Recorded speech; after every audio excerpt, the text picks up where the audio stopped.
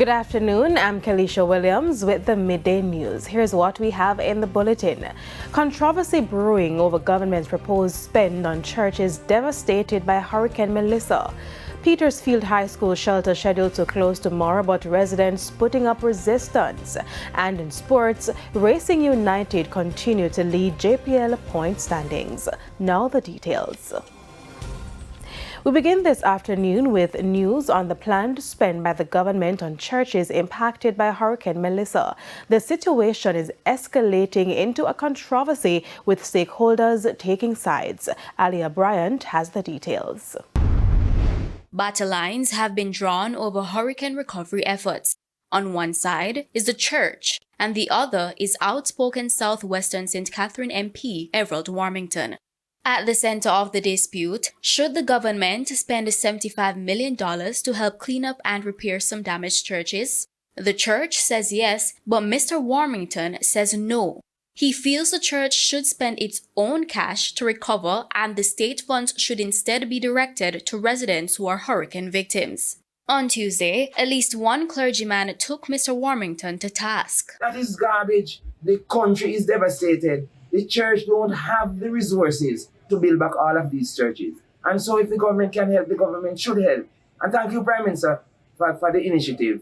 We want the money to help to restore the church to its former glory. We don't have it. I don't know that we have it. And so if the government wants to help in the time of crisis, please do so by all means.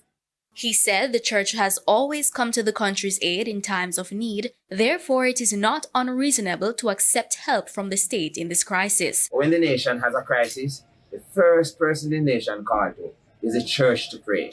I remember when they were refurbishing the Cornwall Regional Hospital, how the West Jamaica Conference of Seventh-day Adventists gave their property to be used, and I still believe that it is being used today for the purpose of the Cornwall Regional Hospital. I know that the island has been devastated, especially the western end of the island. The West Jamaica Conference of Seventh-day Adventists probably lost about 70% of their congregation in terms of building. And now the government seek to help us. You hear that the church and the state must work separately. The clergyman, who is an elder in the Seventh-day Adventist Church, explained his view on the situation is not the official position of his church. Alia Bryant, TVJ News. And Bishop Dr. Alvin Bailey, in the meantime, has also chastised MP Warmington for his comments, labeling them insensitive, ignorant, and disappointing. Dr. Bailey says at best, the outburst of Minister Warmington is unfortunate and definitely does not represent the views of the government. The clergyman reasons that church people and church-based organizations have donated billions of dollars in cash, services, and other forms of relief to Jamaica's Melissa recovery efforts. And for him, many of these donors expect the church and the church people to benefit from the billions of dollars they have donated. School administrators at the St. Jago High School in St. Catherine are struggling to pick up the pieces after fire destroyed a section of the institution over the holiday period. With the new school term fast approaching, hundreds of students could face a critical shortage of classroom spaces. Antonia Atkinson has the details. This is where the fire started. A building which housed the dance, drama and technical drawing labs at the St. Jago High School. While the technical drawing room was not badly impacted, the other classrooms here burned to the ground. Principal for the school, Colette Price, told TVJ News that it all happened on Friday. Apparently, it started from embers from fire that was lit elsewhere. So the structure, as you see, it was made of board, and it just went up in flames, and as you can see, it is totally destroyed. School is scheduled to reopen on January 5th for the Easter term. And Mrs. Price explained that all of the over 1,500 students enrolled at the school participate in dance and drama. However, there is now a great level of uncertainty. As a result of that, I have to be thinking now where those students will have classes come January 5. I have made contact with ODPEM to see if we could get tents to house those classes. or other classes, we go back to the shortage of classroom spaces here at Jago High School. Shortage of classroom space for 2 critical subject areas. And so, there is an urgent appeal for help. And we do not want anything to derail the activities of our students here. So, the Ministry of Education, we're optimistic that they will come to give us the necessary assistance. And I'm also appealing to our past students and to corporate Jamaica. They are currently waiting for the Education Ministry to carry out an assessment of the damage. No one was injured during the blaze. Anthony Atkinson, TVJ News. To a TVJ News update now. The National Water Commission says piped water supply has now been successfully restored to the remaining section of Rose Heights in Montego Bay, St. James. The NWC says over the last 2 weeks, technical teams have been working to restore supply to the entire community. Some residents of Rose Heights yesterday staged a second protest in less than a week to highlight their frustration with the supply of water to the area.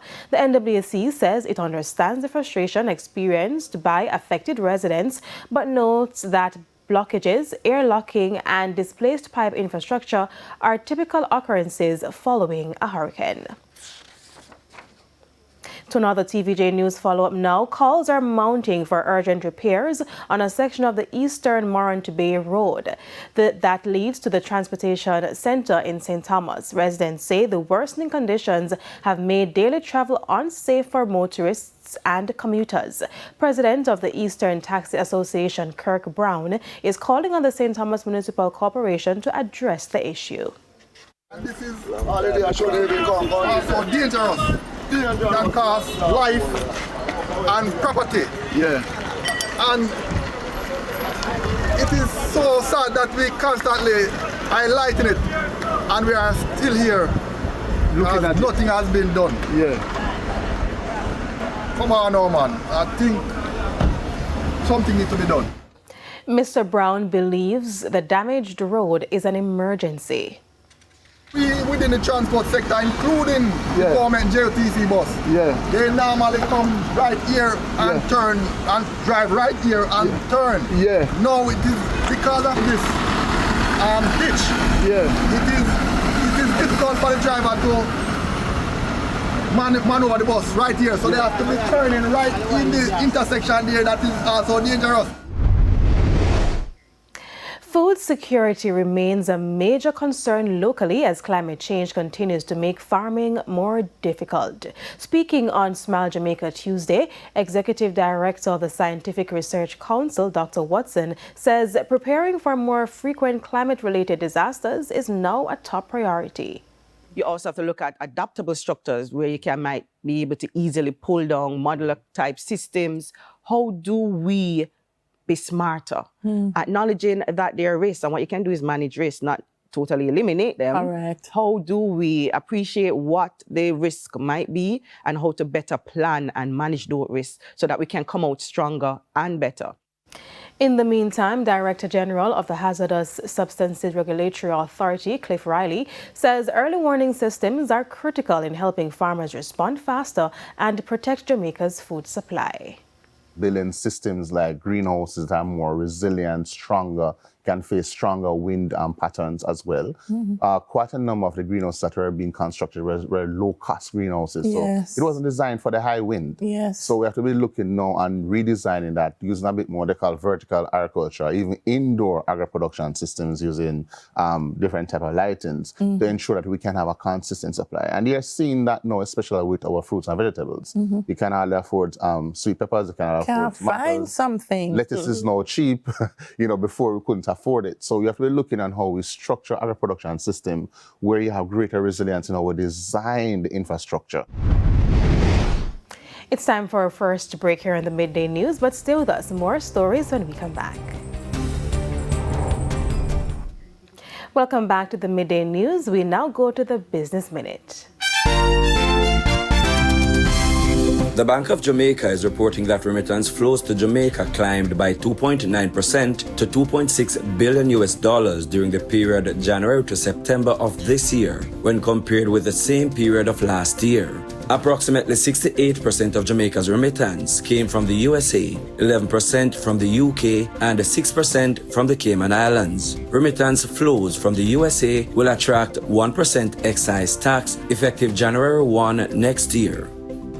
Further afield, Lululemon founder and former CEO Chip Wilson is again slamming the struggling company and launching a campaign to shake up its board. Wilson, Lululemon's second largest shareholder, announced Monday he nominated 3 new directors. He isn't nominating himself to the board, which he left in 2015. The looming proxy fight comes a few weeks after Lululemon announced CEO Calvin McDonald is leaving, ending a tumultuous 7-year stint. The athleisure brand has failed to keep up with competitors. The company's stock has lost more than 40% of its value this year. Wilson stepped down as Lululemon CEO in 2005 and has routinely attacked the company's decisions. For the Business Minute, I'm Prince Moore.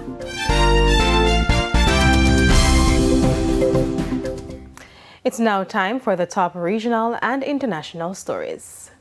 In the region, ExxonMobil has been granted environmental approval to carry out a major seismic survey off Trinidad and Tobago's east coast. The Environmental Management Authority issued a certificate of environmental clearance for exploration. Officials say the approval is a major milestone for the energy sector and could bring billions of US dollars in future investment.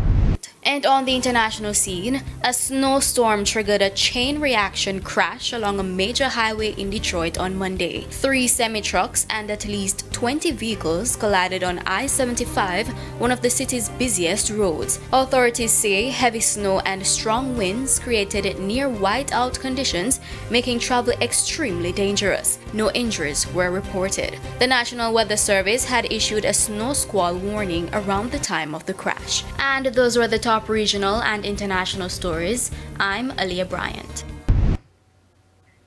We head to a quick break. When we come back, we'll have your midday sports report.